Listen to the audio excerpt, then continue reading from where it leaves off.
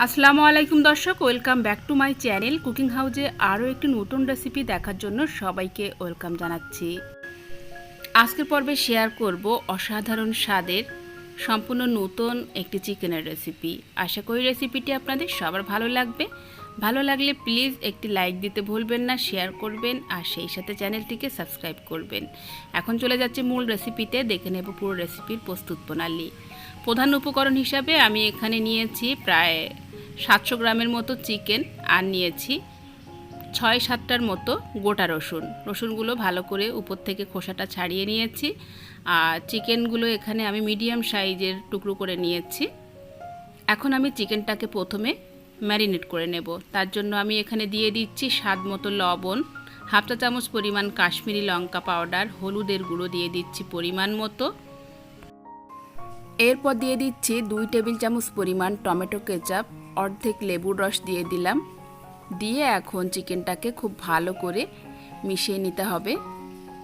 আর এভাবে ভালো করে মেশানোর পর মোটামুটি 15 থেকে 20 মিনিট এভাবে রেখে দিতে হবে। চাইলে আপনারা আরও একটু বেশি সময় ম্যারিনেট করে রেখে দিতে পারেন, এতে করে চিকেনটা আরও টেস্টি হবে।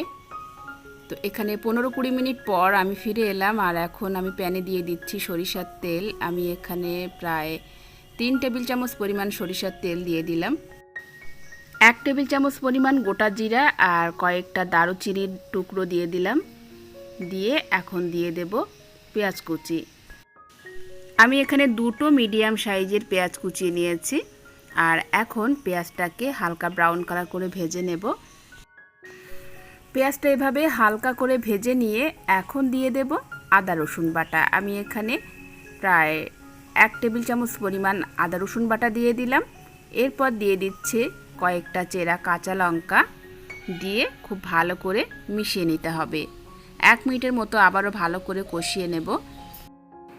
তো এভাবে একটু কষিয়ে নেওয়ার পর এখন দিয়ে দিচ্ছি 1 টেবিল চামচ পরিমাণ কাশ্মীরি লঙ্কার গুঁড়ো, দিয়ে দিচ্ছি পরিমাণ মতো হলুদের গুঁড়ো, আর সেই সাথে দিয়ে দিচ্ছি 2 টেবিল চামচ পরিমাণ টমেটো কেচাপ।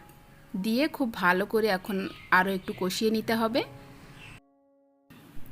আর এই পর্যায়ে অবশ্যই গ্যাসের ফ্লেম লো টু মিডিয়ামে রেখে মশলাটা কষিয়ে নিতে হবে, তা না হলে মশলাটা পুড়ে যাবে। তো এখানে মশলাটা কষানো হয়ে গেছে। এখন আমি দিয়ে দিচ্ছি গোটা রসুন।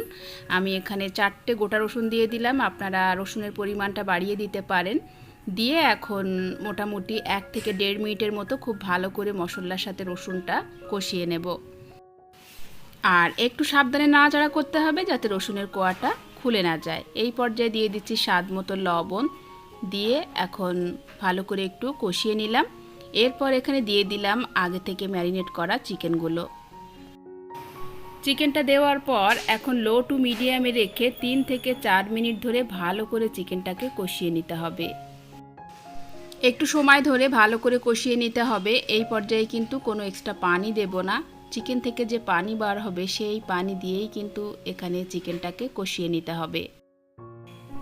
তো এখানে মোটামুটি আমি 4 থেকে 5 মিনিট ধরে চিকেনটাকে ভালো করে কষিয়ে নিয়েছি। আর এখন আমি দিয়ে দিচ্ছি প্রায় 1 কাপ পরিমাণ পানি। খুব বেশি পানি দেওয়ার প্রয়োজন নেই, কারণ প্রায় 4-5 মিনিট ধরে আমি আগে থেকে কষিয়ে নিয়েছি।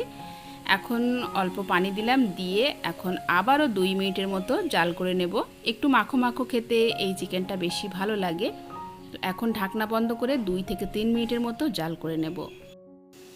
তো এখানে আমি 2-3 মিনিট ভালো করে জাল করে নিয়েছি। আর এখন আমাদের মজাদার লোভনীয় স্বাদের রসুন চিকেন রেডি হয়ে গেছে পরিবেশনের জন্য। খুবই কম সময়ে এবং কম মশলা দিয়ে অসাধারণ স্বাদের এই চিকেনের রেসিপিটি অবশ্যই একবার ট্রাই করবেন। একঘেয়েমি চিকেনের রেসিপি না বানিয়ে রসুন দিয়ে চিকেনের এই রেসিপিটা একবার ট্রাই করে দেখবেন, অসাধারণ লাগবে, বাড়ির সবাই খুব পছন্দ করবে। তো আজকের মতো এখানেই বিদায় নিচ্ছি। সবাই খুব ভালো থাকবেন, সুস্থ থাকবেন। ফিরে আসবো আগামী পর্বে নতুন রেসিপি নিয়ে। আল্লাহ হাফেজ।